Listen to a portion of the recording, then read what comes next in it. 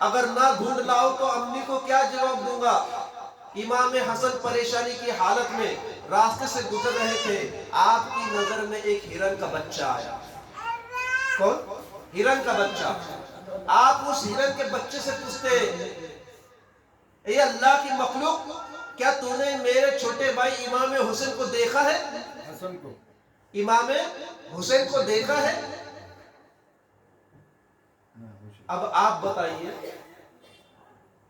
ظاہری طور پر اگر ہم دیکھا جائے تو ہرن بات کرے گا انسان سے؟ ہم اور آپ ہوں گے تو بات کرے گا؟ کبھی نہیں۔ لیکن نواز رسول کے زبان سے جب نکلا ہے اللہ کے مخلوق، کیا تو نے میرے چھوٹے بھائی حسین کو دیکھا ہے؟ تو اللہ تعالیٰ نے ہرن کو زبان عطا فرمائی اور ہرن بولتی، اے حسن، میں نے حسین کو دیکھا ہے، فلاں فلاں یہودی آپ کے بھائی کو لے گیا اور اپنے گھر میں چھپایا، آپ وہاں جائیے، آپ کا بھائی مل جائے گا۔ یہ اہل بیت کی شان ہے۔ انسان تو انسان، جانور بھی جن کا ادب کرتے ہیں، جانور بھی جن کے سوال کا جواب دیتے ہیں۔ اسی لیے تو کہتے ہیں، حضرت حسن فاضل بریلوی رحمت اللہ علیہ کہتے ہیں، بے اجازت جس کے گھر میں جبرائیل بھی آتے نہیں، بے اجازت جس کے گھر میں جبرائیل بھی آتے نہیں، قدر والے جانتے ہیں قدردانی اہل بیت کی۔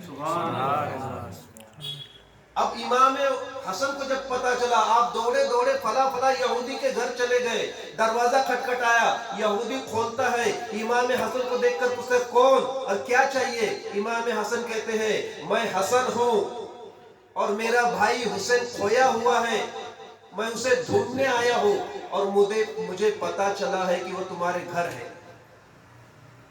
میرے بھائی کو واپس کر دو۔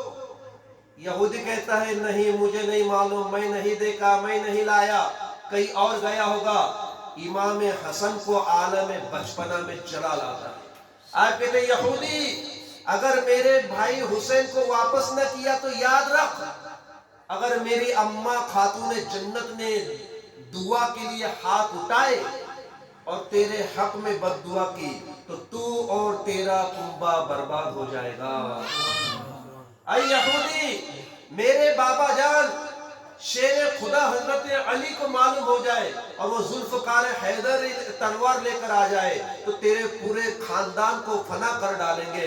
اے یہودی، میرے نانا جان محمد رسول اللہ صلی اللہ علیہ وسلم کو پتہ ہو چل جائے اور میرے نانا اگر بارگاہ خداوندی میں ہاتھ اٹھا لے تو تیری پوری یہودی قوم برباد ہو جائے گی، جلدی سے میرے بھائی کو واپس کر دے۔ جب اتنی بات سنا تو یہودی بھی کانپنے لگا، تم کون؟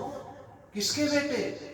جانتا نہیں، نبی آخر زمان محمد رسول اللہ صلی اللہ علیہ وسلم کی بیٹی لخت جگر فاطمہ کا جگر ہو اور اس نانا کا نواسا ہو۔ جب یہ بات سنی تو یہودی کانپنے لگا، تھرانے لگا، کہ تو حضور محمد رسول اللہ صلی اللہ علیہ وسلم کی عظمت کے چرچے پورے مدینہ منورہ میں مشہور تھے، حضرت فاطمہ کا تقوی پرہیزگاری پورے مدینہ شہر میں مشہور